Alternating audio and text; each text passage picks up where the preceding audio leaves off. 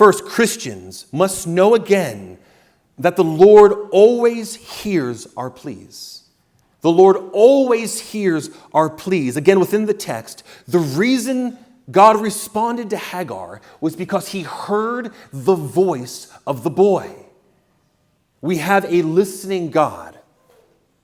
We have the ear of the Almighty. If Ishmael had his ear, how much more for the sons of Isaac? The question is, do we fill it?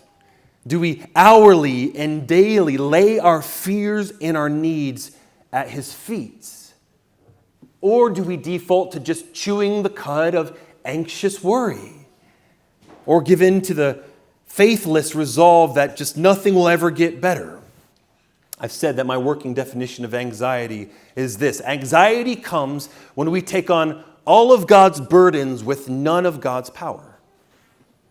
And that's what makes Hagar's case especially potent. She had a great reason to worry. Didn't she not? She had a great reason to weep, humanly speaking.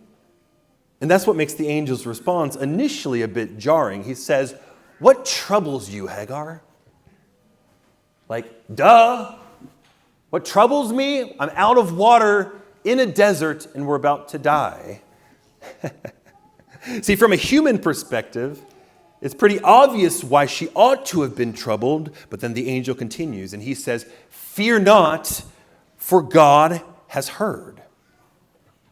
It didn't make sense from a human perspective to not be troubled, but it made total sense from heaven's perspective not to, because heaven knows that God hears and that he's God and that he does whatever he pleases to do. And one of the things he pleases to do is to always be working out the best possible good for the people that he loves and are called according to his purpose.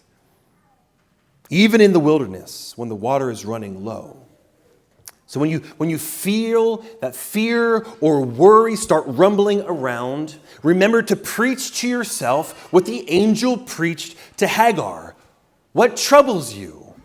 Fear not, for the Lord has heard. And let us give something for God to hear. Let us pray without ceasing. Let us default more to intercession than to Instagram. And let us have the humility to ask for prayer from the saints as we have need, knowing that the prayer of a righteous person has great power as it is working. Do you believe that?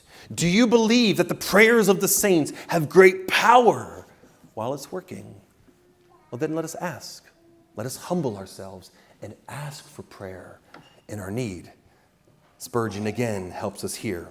It has pleased God to make prayer the abounding and rejoicing river through which most of our choicest mercies shall flow. So, saints of God, know again, the Lord always hears our pleas.